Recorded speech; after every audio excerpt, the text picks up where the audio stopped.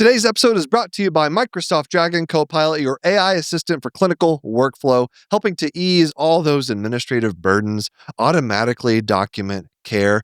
Wouldn't you love it when something will automatically document for you? Yes, saves so much It time. does. Streamlining workflow and just help you focus more on the patient-physician relationship. Learn about how Dragon Copilot can transform the way you work. Visit aka.ms/knock-knock-hi. That's aka.ms/knock-knock-hi.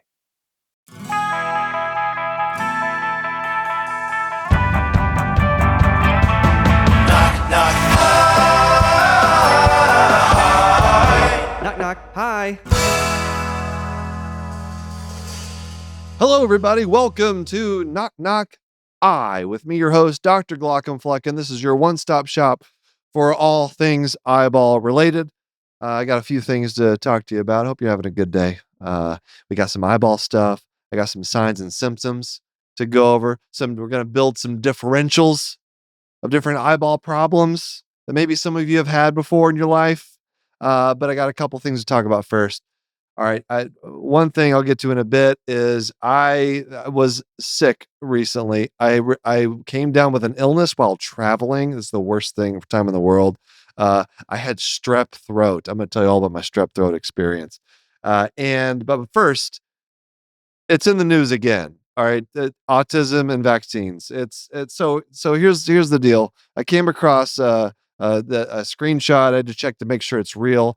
And it's a change that the CDC has made on their website about vaccine safety. The part of the website talking about vaccine safety, and the title of it says "Autism and Vaccines," and these are the key points in this short article.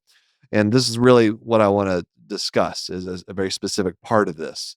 The key points. The first bullet point on this page on the CDC's website about vaccine safety regarding autism and vaccines says, this is a direct quote, the claim, quote, vaccines do not cause autism is not an evidence-based claim because studies have not ruled out the possibility that infant vaccines cause autism. I'll read that one more time. The claim vaccines do not cause autism is not an evidence-based claim because studies have not ruled out the possibility that vaccines cause autism.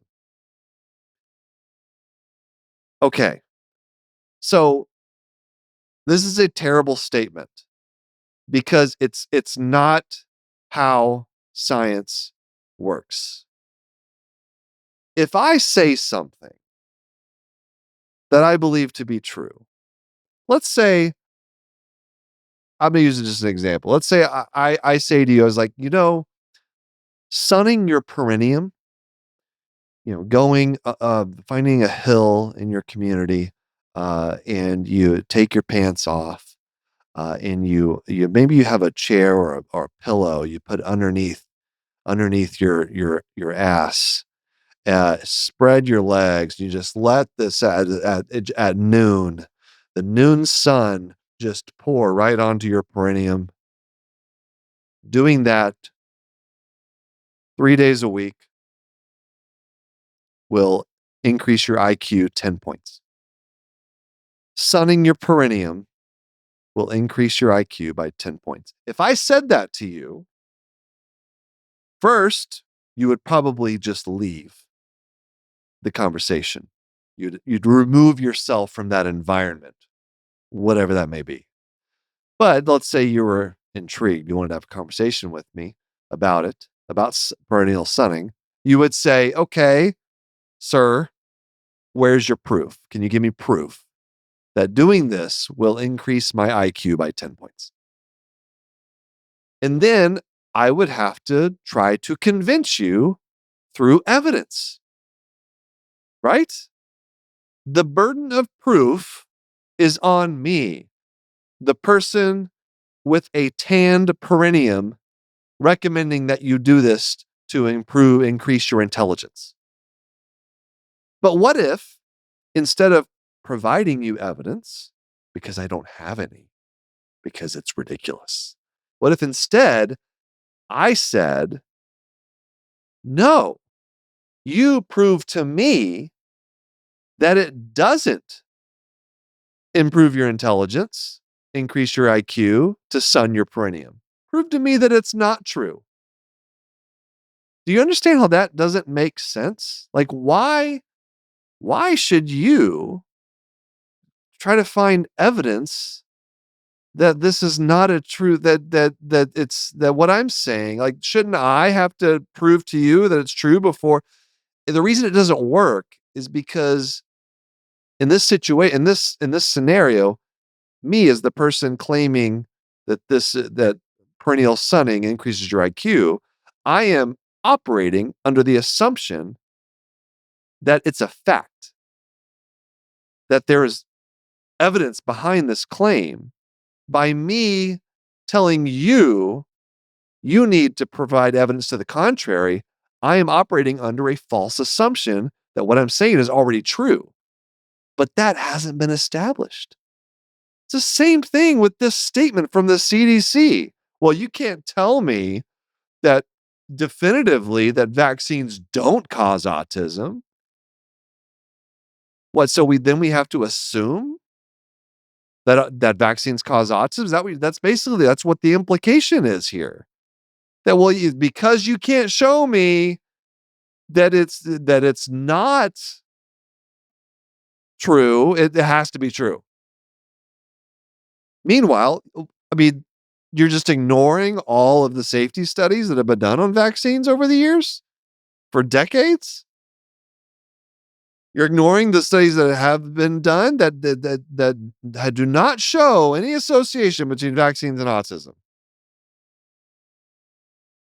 Like the burden of proof it's on the person making the claim. And so as a person making the claim, RFK it's on him to tell us, to show us why we need to believe that vaccines cause autism. It's not on us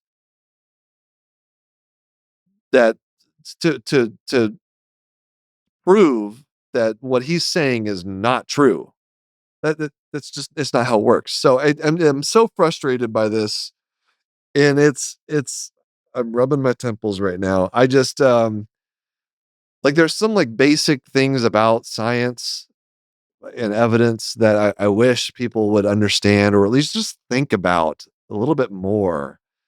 And it's all so stupid. It really is, and it's frustrating. And yeah, that's the thing that is like you're distracting me from work. I saw that. This is why you should never be on social media at work because sometimes you can see something that just derail your day. But anyway, what I'd like to do now, that's your healthcare news. I don't what it's this is all so bad. That's all this is why I waited. Last week I did a Thanksgiving episode where I was trying to be all positive because this had just happened when I recorded that. I was like, you know what? I need to just not talk about it for a while. So let's just be positive. But I'm letting it all out tonight, recording this. So anyway, if any of you have anything to add about this change on the CDC's website, it was a very like I'm not aware of like it wasn't you know thrown in everyone's face on social. It wasn't all over social media until someone discovered it, right? It's not like I mean RFK and HHS they're all about this, but this is the first time I'm seeing like this wording regarding like prove maybe they're upset that the Tylenol thing didn't work out. And so they're trying to go a different tack. They're trying to find something. And so they're saying, well, you know what? We don't have evidence that vaccines cause autism, but maybe we'll just tell people like you can't prove that vaccines don't cause autism. Can you can't prove that vaccines don't give you hairy toes. You can't prove that vaccine like you could go on about these wild claims about anything. Can't tell me the vaccines don't make you go bald by the time you're 40. Uh, Can't tell me. You don't know. All right, let's move on. So, um, you know what? Let's take an early break, and I'm going to come back and tell you about my illness. Hey, Kristen. Yeah. I just have to talk more about Demodex blepharitis. I'm sure you do. It's just, I just love all things eyeballs, but not the mites this time though. Okay. I I'm gonna give you a appreciate break. that. I'm gonna give you a Thank break. you. We're talking about collarettes. Okay, the crusties. Crusties. Yeah. Yeah, it's kind of a cute name for Demodex blepharitis. I guess. Finding on Sure. exam. The thing is, I want to educate patients that you can't always see these things yourself. So, and you can't feel them? No, because they're so small, so you have to come in to see the eye doctor, either an optometrist or an ophthalmologist. We use a microscope. We can see all the collarettes on there. Okay. And because it's hard for people to connect this sign on your exam with all the Right. symptoms. Because they can't even see it or feel it. Right, the itchiness, the redness, the irritation that could be due to Demodex blepharitis. It's a great time now to make an appointment with your eye doctor before the end of the year and deductibles reset. Yes. You got to Very important. To see more pictures of crusties and eyelids with Demodex blepharitis, visit miteslovelids.com. Again, that's miteslovelids.com to learn more. This ad is brought to you by Tarsus Pharmaceuticals. Now, I'm sure you're all excited for this moment. I'm hearing about strep throat in an adult. It's like I just think of that disease as, even though it's just strep, right? We could all get strep at any time. I would just think about it as a kid disease, right? You got strep throat when you were a kid. You ran a fever, and stayed home from school. You got to watch movies all day and eat ice cream. That's what I remember about being sick. Well, let me tell you, when you get strep throat as a 40-year-old, it feels way worse. I have never, and I've had COVID before. I had COVID like in 2022 or something, and this was worse. Strep throat, I swear to God, it was worse, and I knew what it was too, because I pulled the diagnostic criteria out of the deep recesses of my brain, and I remembered that, well, strep throat, because here's what happened. So I left to go on a trip, a speaking trip, and the day I was on the plane, I'd been on the plane for 45 minutes across the country, and I started feeling like the chills and the sore throat. It all came on at once. It's like the sore throat, and I was like, oh, I feel like this is bad. I don't know how. It was like a 4-hour flight. But I wasn't coughing, and no upper respiratory symptoms whatsoever. And my lymph nodes, by the end of the flight, they were pretty large. And so I was like, okay, I got lymphadenopathy. I got no cough, no sneezing, no runny nose, none of that stuff. And I've clearly got a fever. Those chills that I'm just like Rigers. I'm like shaking. And I feel hot. I don't have a thermometer. I didn't call for an emergency on the plane. Would have been kind of funny to ask for a doctor on the plane because I'm not feeling well, and then, as a joke, push my call button. I am a doctor, an eye doctor, but it counts. It counts. It counts. No, the only time I responded like that, they said, we'll let you know if we need you, because there were 3 other doctors on the plane that were much more qualified to deal with an emergency than me. Anyway, so I struggled through this flight. But I was like, I remember that strep throat, you don't have a cough. That's one of those things. That's like a data point that you ask someone. It's like, well, if you don't have any respiratory symptoms, you're more likely to have it be strep throat. And so I went as soon as we landed. Well, not this soon. I got through the night just medicating myself with Tylenol and ibuprofen, and went into urgent care in where was it was in the DC area. I went into urgent care, and I got there right at 8 a.m. looking just looking I was just a mess. And I was the first one there, and I got recognized. Are you Dr. Goff? Yes.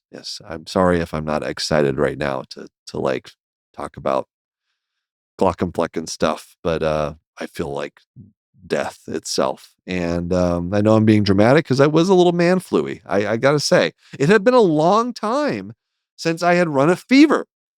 And I don't know, it just didn't feel like a big deal as a kid, but man, now that I'm 40, oh boy, it sucked. I'm still like not like fully, I still feel fatigued and I'm still taking my amoxicillin, my little pink pills. Actually, not little, they're quite large. Anyway, I survived okay, but man, it'd been like 10 years since I remember like running a fever like that. It was nasty. It was bad. All right. So let's that's it. That's all I got to tell you. I got through my trip. It's just the worst time to be able to be sick is to be on a flight. So I masked on the way home. Just even though I wasn't coughing, I was like, I feel weird being around people right now. And so I tried to protect others as much as I could. All right. So let's do some eyeball stuff, shall we? All right. So we're going to do some more signs and symptoms. So again, what we're doing is building a differential diagnosis of symptoms of eye problems. So what we're doing today is the symptom of light sensitivity. What does it mean when you have light sensitivity? What could it mean when you have light sensitivity?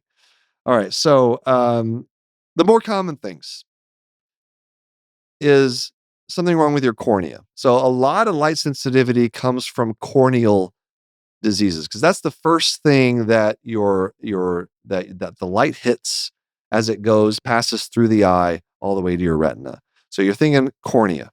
All right, everything the light touches, like the Lion King. Think about everything the light touches. It touches your cornea, it touches the lens inside the eye, it touches the aqueous humor, it touches the vitreous humor, and then eventually it touches the retina. All right, so think about what could go wrong with those things to cause you to have light sensitivity. All right, so the most common things is something wrong with the cornea, corneal abrasion. I mean, that's going to be pretty obvious because not only are you going to be sensitive to light, but you're going to be sobbing in pain because you have a scratch on your cornea. You're going to be feeling miserable and you might even be like feeling nauseous, want to throw up. Corneal ulcers, inflammation on the cornea. It's going to, whenever light hits it, it's going to scatter. But also, it's inflamed. The cornea is inflamed, and so what happens when light hits your eye? Well, the iris is going to move in and out, and then when you have inflammation on the eye, any movement like that in the eye is going to cause you to feel really light sensitive. All right, but also just the light hitting the inflammation, the swelling of the cornea, scattering the light is going to cause light sensitivity. And then beyond so that's the biggest thing with the cornea that causes light sensitivity, photosensitivity, is infections, abrasions. And then you get into the aqueous humor when you have uveitis, anterior uveitis. So this is iritis, is what you can call it. Iritis, you can call it anterior uveitis if you're a fancy ophthalmologist. Iritis? No, anterior uveitis. Uveitis, for a long time, I didn't even know what uveitis was. It's like second year of residency before I figured out what uveitis was. I'm only kind of exaggerating. And so the uveitis is exactly what I just said. I just kind of skipped ahead. So you have inflammatory cells filling the anterior chamber. Your immune system gets activated against the most immunogenic part of your eye, which is the uvea. That's the part of the iris, the ciliary body, and then the choroid, which is part of the retina, like underneath the retina, basically. There's a lot of blood flow through those structures. And so you get a lot of whenever you need immune cells to come to the eye to fight something off, it's going to come through those structures. And so when you have an autoimmune condition that causes a uveitis, you have inflammation of that tissue, the iris, the choroid, the any of those three tissues. You get inflammation from your own body. And so that's going to kick up a bunch of inflammatory cells. So you're going to have that's when you see all these little specks of dust. When you look at it through a microscope in the anterior chamber, you see all these cells. When we say cell and flare in ophthalmology, that's what we're looking at. All right, we're seeing those inflammatory cells because the immune system has gotten ramped up, and those cells have entered the eye and they're just floating around. And so when light hits the eye, well, you're causing the iris to move in and out in a space that's filled with inflammatory cells. And the eye does not like that. That's why when we have severe uveitis, a patient comes in, it's like snowing inside the eye. There's inflammatory cells everywhere. We will prescribe cyclopentolate, an anticholinergic that will dilate the eye, but also, most importantly, immobilize the iris. So it's not constantly moving in and out and causing pain, light sensitivity. And it's a consensual pupil response too, right? So that means that, let's say you have uveitis in one eye, but your other eye is completely normal. Well, you're still going to have light sensitivity even in the good eye. That's kind of an interesting thing. You could cover the bad eye and still shine a light in the good eye, and it's still going to be painful because part of that pain is just the iris moving in and out. And that's going to happen because you have a consensual pupil response. So, moving on. Those are the most common causes of light sensitivity. So something wrong with the cornea, something wrong in the anterior chamber, uveitis. All right. Less common causes of light sensitivity, photophobia. You're not going to have it a lot for conjunctivitis because that's not the light, everything the light touches. I mean, the light hits the conjunctiva, but it doesn't do anything with that light. The light is not entering that tissue. It's not part of your light sensing system. So that's really not going to cause much light sensitivity because there's no corneal involvement. It's just conjunctivitis. Same thing with scleritis. Scleritis is a deeper inflammation of the sclera, which is the wall of the eye, the thick fibrous wall of the eye.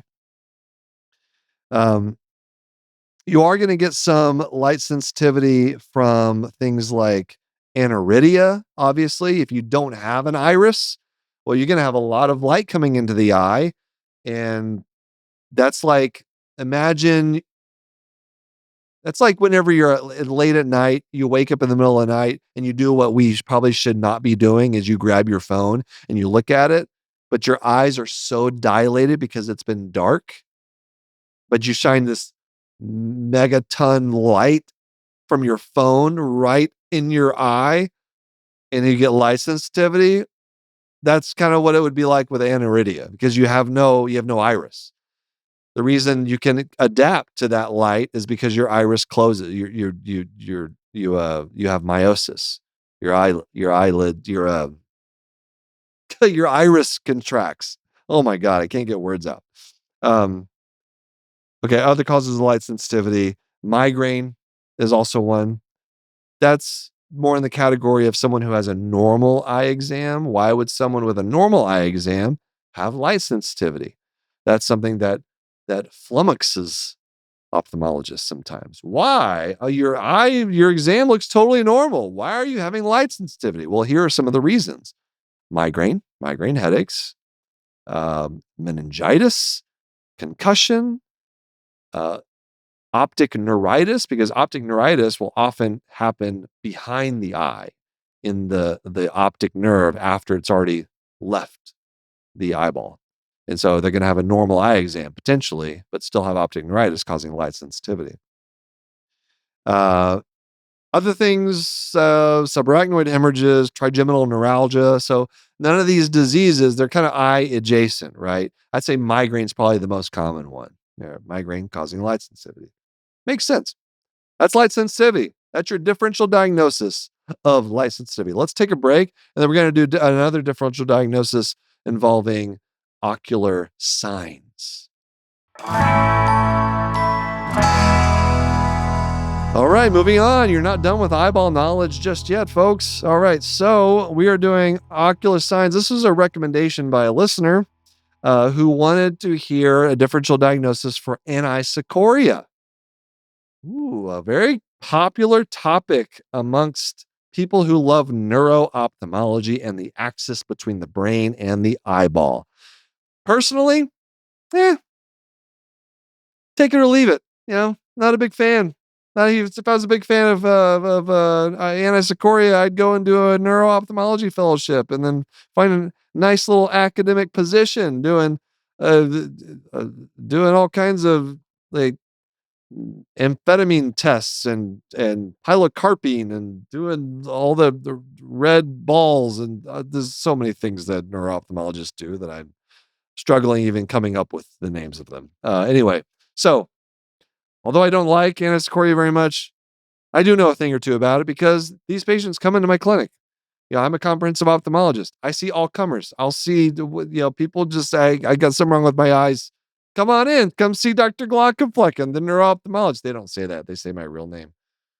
And then patients get surprised whenever I show up because they've seen my videos. Sometimes that happens. Happens more frequently. Actually, I've been noticing, like before, I'd say like my platform really blew up in 2020, 2021 with the videos, the first day of medicine videos. Basically, all the healthcare workers needed something to laugh at, and I filled that void with my content. And so my videos blew up, but for a long time, I didn't feel it at work in my day job because most of my patients are 70s and 80s. So not exactly the TikTok generation. And so I didn't get recognized a lot. But I've been noticing, like over the past year, something has changed. It might be because more of my content's getting onto Facebook. We've been doing that. Like my me and my team have been doing a better job cross-posting things to other platforms. But it might also be that like more of the older generations are using TikTok. And so, that might be it too. Because not only do the patients recognize me more, like probably 2 or 3 a day at this point. It used to be like 2 or 3 a week. Um, they're recognizing me more, but they're also mentioning TikTok whenever they talk to me. Like people, I had a 80-year-old woman today say, "I saw you and you came up on my TikTok feed." It's like, oh, it's awesome. I love it. I really do. I love it. But it also underscores the point that I've been saying to people, and I promise you, I'm going to get to anisocoria here in a second. Is that hey, we need to be on social media telling these people all the good medicine and not the misinformation stuff, right? If it's not us, it's going to be chiropractors, and we don't want that. So let's get out there, folks. All you healthcare professionals listening, even if maybe you don't like being on social media or posting or putting yourself out there, we kind of have to right now. Like it's getting bad. There's a lot of nonsense out there. There's a lot of bad stuff.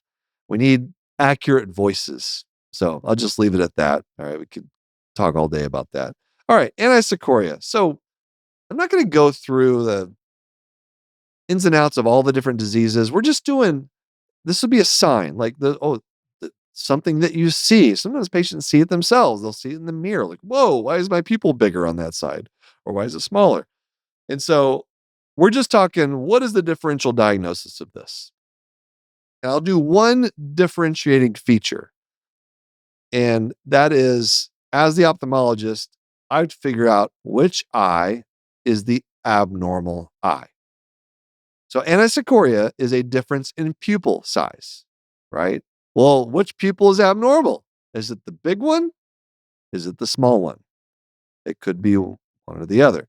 We have different ways of figuring that out. So the easiest thing to do, and what you should always do when you're evaluating anisocoria, is checking the pupil sizes in dim light and in bright light. So I turn in my exam room, I turn the lights. First, I start with the lights totally off. I do dark first. So I turn every light I possibly can in. I take a really dim light, just bright enough that I can see and measure the pupils because I have to be able to see what I'm doing. I should get like night vision goggles for this. I'm just now thinking about that. like something you see in the movies. That would be awesome. Like the Jurassic Park ones, the night vision goggles. I'm gonna think about that. It might be overkill. In fact, I know it's overkill, but it's cool. I I would like to do that. I would Anybody know where I can get some night vision goggles? Let me know if you have a source. All right. So anyway, so I turn all the lights off and I measure the pupils and see the difference. And then I turn all the lights way up as bright as possible. And I measure the pupils again, put a bright light in front of their eye and measure the pupils, and I see what the differences are. So if the anisocoria is larger, the difference between the pupils is larger in dark, all right, then you know that the smaller pupil is the abnormal one because it's not dilating like it should. The other eye is dilating like it should, but the smaller one is not dilating. So if let's say I turn the lights off and oh man, that one pupil's really big, the other pupil's really small still. So I'm thinking, I think the small one is the abnormal one. So I'll turn the lights way up and I'll measure them again.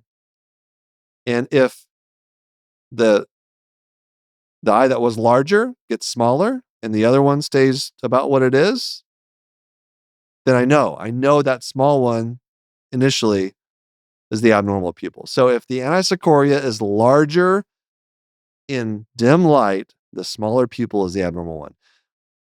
Conversely, if the anisocoria, the difference in the pupil size, is much larger in bright light, then I know that the large pupil is the abnormal one because that pupil should be small because it's really bright light. But if it's large, that's abnormal. That's weird, right? Okay. So that's the only thing I'm going to say about like differentiating which eye is the abnormal eye. And then like it take a whole other episode to talk through like how do you actually diagnose all these things? We're just talking differentials here. All right. So I'm going to start with the small pupil. If the small pupil is abnormal, what's the differential?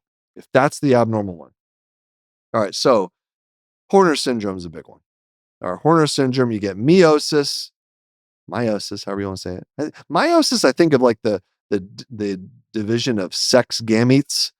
I think that's meiosis. Meiosis. I'm just gonna say meiosis because I've been saying it all my life. All right, so meiosis, ptosis, droopy eyelid, and hydrosis, loss of uh, of sweating on that side of your face, on the affected side. It's all on the same side too, right? So Horner syndrome is the big one for a small pupil. Um, in fact, that's really the only thing worth talking about on that side. So small pupil is abnormal, Horner syndrome. The differential is much bigger on if the abnormal pupil is the larger one. All right, so the first one, you're thinking, top of my mind, one neuron arc to third nerve palsy. You want to make sure it's not third nerve palsy because that could be deadly. That could be some kind of aneurysm around the posterior communicating artery, could burst, kill the patient. You're screwed. Patient screwed. You're screwed. Everyone's screwed. So third nerve palsy. Other possibilities could be what's called an 80s pupil. It's just basically it's just a tonic pupil. And we don't have a good explanation for why some people get this. It's some kind of midbrain, it's not uh, it's not a stroke. It's just they just end up getting this. It's like a malfunction of a particular nucleus in the midbrain that causes the pupil, and it could be one pupil, it could be both pupils, to just be abnormally dilated, and they're very sluggish. They don't want to contract very much. You have to expose them to prolonged amounts of light until the iris will start to slowly constrict. But it doesn't even constrict very much. Sometimes it's self-limiting. Sometimes it lasts for years. Sometimes the patients never gets better. So 80s people usually have like um, a, like blunted patellar or tendon reflexes. That's another thing. So like your tendon reflexes are down. You can tell I don't think about tendon reflexes very much because I'm having trouble even discussing what a tendon reflex is. So 80s pupil, third nerve palsy. It can also be pharmacologic. You want to ask about scopolamine patches. If you put a scopolamine patch, which people do for a variety of different things, people on cancer treatment will sometimes wear scopolamine patches. If they touch a scopolamine patch to put it on them, or they, for whatever reason, then they rub their eye, that can give them a dilated pupil. So that's on the differential as well. Also damage. You can have a damage to the iris, sphincter damage that prevents the iris from being able to constrict normally. That's the big differential for anisocoria. I hope you learned something from that. It's really not that bad trying to diagnose. It's hard because we're taught to do like you could consider a cocaine test or 1% hydroxyamphetamine to localize the lesion of a Horner syndrome. No, we're not it's not practical to do all those things unless you're in a very specific academic neuro-ophthalmology clinic where you can have access to all that stuff pretty easily. If I diagnose a Horner syndrome, I'm not going to do all that to try to determine, second order versus third order. Trust me, we're imaging the chain. We're doing it. We're going to get an MRI of the head, of the neck. We're going to get a chest x-ray. We're going to look at the whole sympathetic chain. All right. I'm not trying to spend half my day convincing someone that actually I do need 10% cocaine. Can you find me some 10% cocaine, please? I need to check a patient for a Horner syndrome. Come on. This isn't 1974. I don't know when they started doing that or when they stopped it. So that, all that stuff is still in the textbooks, but this is an example of what is reality when you get out into practice. Ain't nobody doing 10% cocaine or even hydroxyamphetamine testing. We're not doing that. I'm sorry, neuro-ophthalmologists who are listening, but hey, out in practice, no one's doing that. We're sitting up, you're getting imaging. We're just looking at the whole damn thing. We're going to find out if there's a lesion there. There's a tumor, stroke, whatever it is. Carotid dissection. It's getting found. You might find some other stuff too. It's getting found. It may not be pretty from an academic standpoint, but you know what? It's getting found. We're diagnosing that. We're getting it done. All right. It's my cocaine amphetamine rant. I love you, neuro-ophthalmologists. I wish there were more of you. There's only 6 of you in the whole world, I think. I just want one of you by my side at all times helping me out. All right, that's it. We'll wrap it up. I think we're good. I hope you learned something about anisocoria. It's a cool word. I like the word. It's a good word, right? Anisocoria. There's chorea is pupil, right? So it's we have things that cause polychoria, which is multiple little pupil openings. Anyway, little etymology. That's it. Thank you all for listening. This has been Knock Knock. I'm your host, Will Flannery, also known as Dr. Glaucomflecken. Thanks to my executive producers, Aaron Corney, Rob Goldman, and Shanti Brook. Editor and engineers, Jason Portillo. Our music is by Omer Benz V. By the way, we do have a Patreon. I know I don't mention that very often on the other episodes I do, but we just did a live stream of an episode, a Patreon live stream just tonight. It was a lot of fun. Just talked about neurology stuff, strokes. I talked I don't even remember what half the things I talked about, but it's a lot of fun. So you should check it out. You can join us. If you like this podcast, we'd just appreciate the support. Leave a comment or a review somewhere. I would really, really appreciate it. I think it's fun for me. I still like doing it. You guys seem to also enjoy it as well. And we'll be back next week. I might do some more characters, talk about character, assess their visual function. Someone recommended that I do some anime, like Pokemon. So I might do maybe a whole episode on diagnosing what's wrong with Pokemon eyes. I don't know. We'll see where it goes. But that's it. Thanks, everybody. This has been Knock Knock Hi. We'll see you next time.